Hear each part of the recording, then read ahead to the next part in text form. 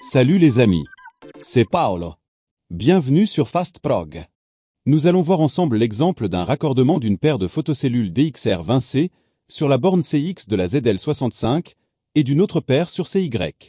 Cette configuration vous permet d'associer un mode différent à chaque paire de photocellules contrairement à un câblage en série.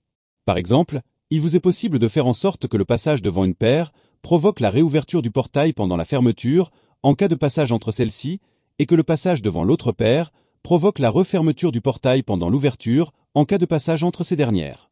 Je vous expliquerai ensuite comment les activer sur la carte de commande ZL65. Pensez toujours à mettre hors tension votre automatisme avant toute intervention sur la carte de commande. Voici représenté en haut le bornier de la carte ZL65. Plus bas à gauche, la réceptrice RX et à droite, la cellule émettrice TX de la première paire de cellules, les deep switch 1 sur off. Plus bas encore, l'émettrice TX et à droite, la réceptrice RX de la deuxième paire de cellules, les deep switch 1 sur on.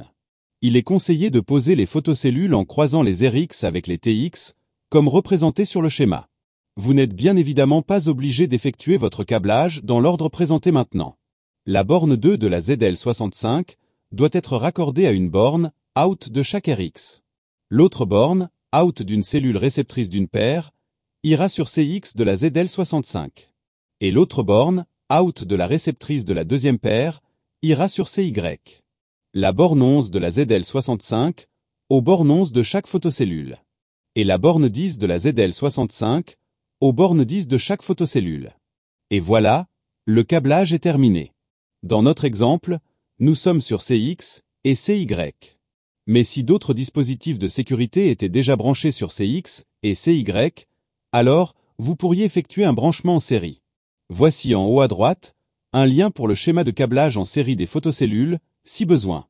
Il nous reste plus qu'à activer les entrées grâce à la fonction F2 et F3. Comme vous pouvez le voir sur la vidéo, il existe 6 différents modes de fonctionnement lors du passage devant les cellules. Pour l'activation de l'entrée CX, appuyez sur la touche entrée de la ZL65 jusqu'à voir apparaître F1. Puis appuyez sur la flèche de droite pour atteindre F2. Appuyez sur entrée, l'écran affiche off. Appuyez sur la flèche de droite, l'écran affiche C1, C2, C3, etc. Sélectionnez la fonction désirée et appuyez sur entrée, l'écran revient sur F2. Pour l'activation de l'entrée CY, appuyez sur la flèche de droite pour atteindre F3. Appuyez sur entrée, l'écran affiche off. Appuyez sur la flèche de droite jusqu'à la fonction désirée.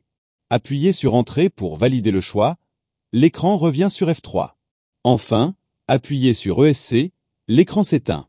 Si au contraire, la carte affiche un défaut de sécurité C1 ou C2 ou autre C, cela signifie qu'il y a un souci de câblage, d'alignement ou d'alimentation sur une ou les deux paires de photocellules.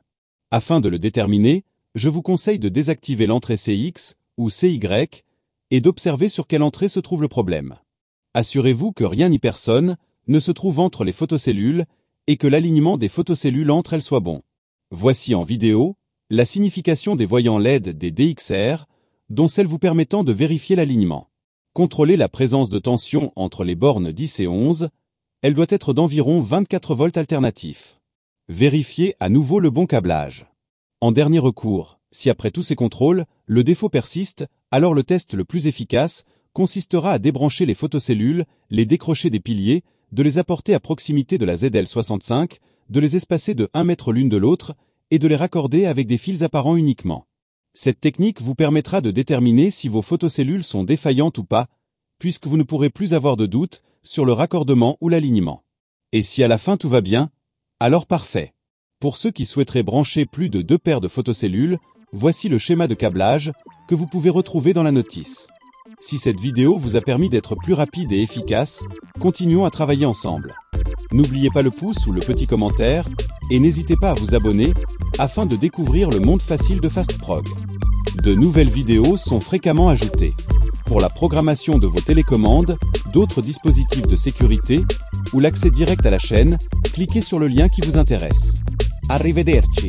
Alla prossima!